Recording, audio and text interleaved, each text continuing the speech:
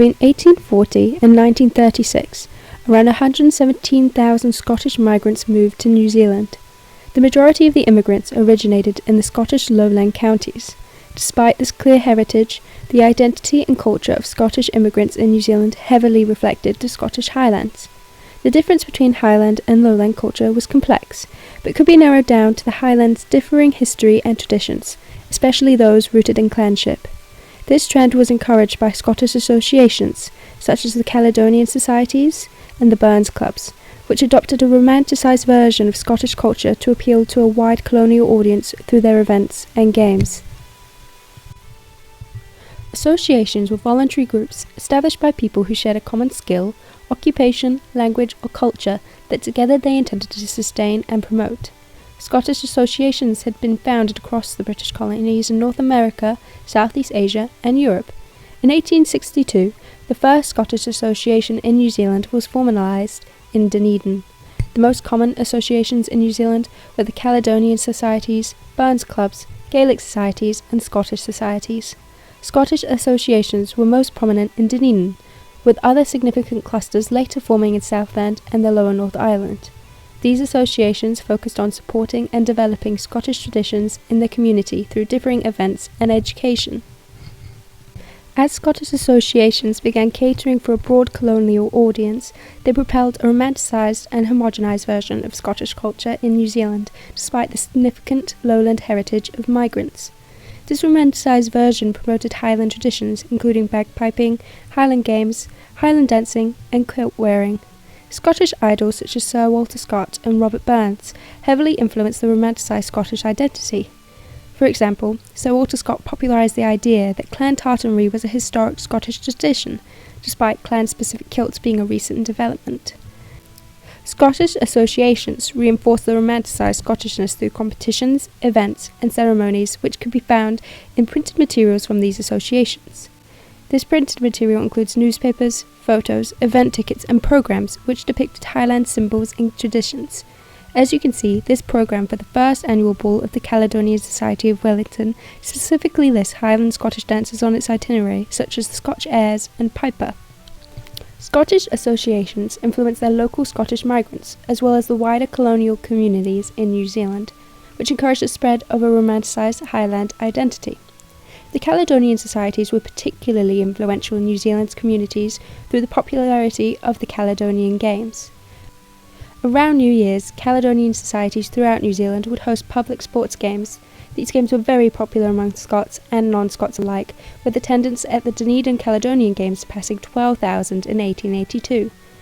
By the end of the 19th century, there were races for women and for Māori, which opened up the influence of the games further.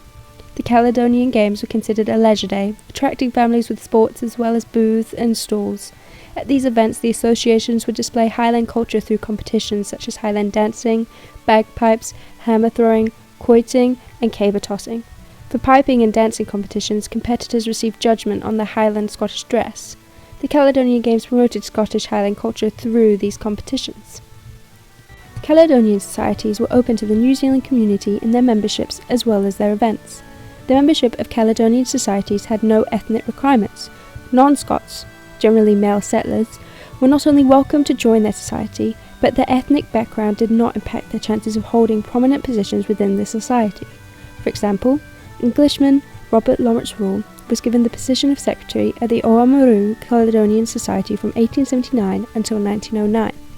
The openness to non-Scot members highlights the outward community focus of Caledonian societies, who embraced a broad range of New Zealand settlers. This openness encouraged the spread of the romanticised version of Scottish culture in New Zealand.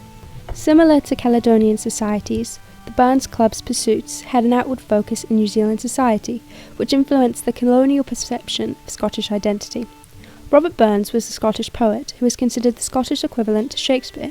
Burns's poetry and identity served as a unifying cultural symbol of Scottishness among the Scottish diaspora. Reading and singing Burns' poetry enabled Scottish migrants to connect their heritage with their newly formed colonial identity in New Zealand and to firmly place themselves within the global Scottish identity. Robert Burns had been celebrated annually in New Zealand since the mid-1850s, and the first Burns Club was founded in Auckland in 1886. These clubs were committed to preserving Scottish language, history, and education on Robert Burns. They pursued this interest through groups such as the Burns Club Choir, which promoted Scottish poetry and music. Burns clubs also intended to teach the next generation Scottish history with a focus on Robert Burns. Although the Burns Club had a strong Scottish focus, they were open to the wider New Zealand community. For example, Burns clubs often hosted inclusive celebrations, such as their annual Halloween events, where they provided Scottish games to entertain families.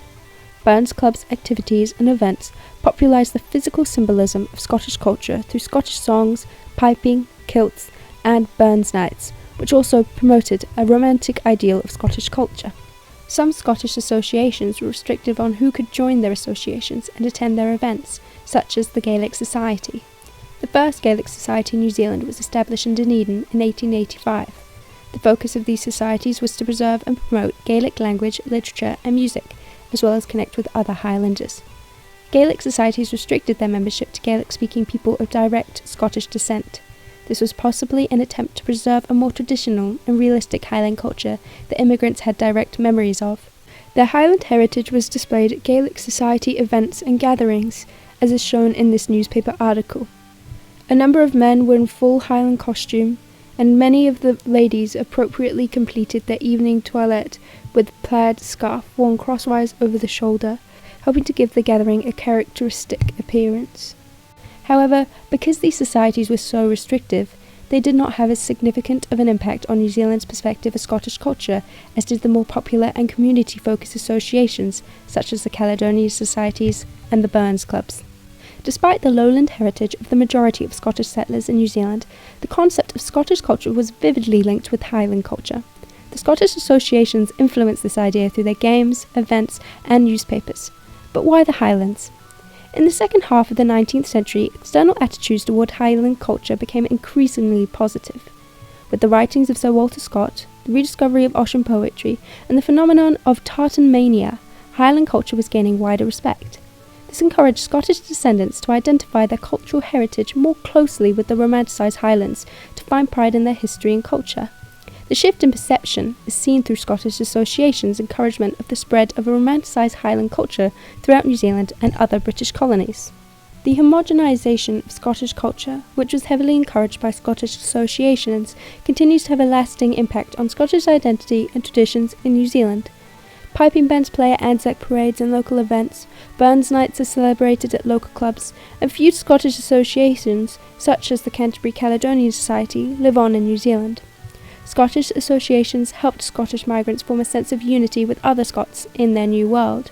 Through associations, Scottish migrants promoted a romanticised version of Scottish culture to evoke pride in their heritage and firmly place themselves within the evolving New Zealand community, as well as the wider global Scottish identity. Scottish associations, especially the Caledonian Societies and the Burns Clubs, were essential to the homogenisation of Scottish culture in New Zealand.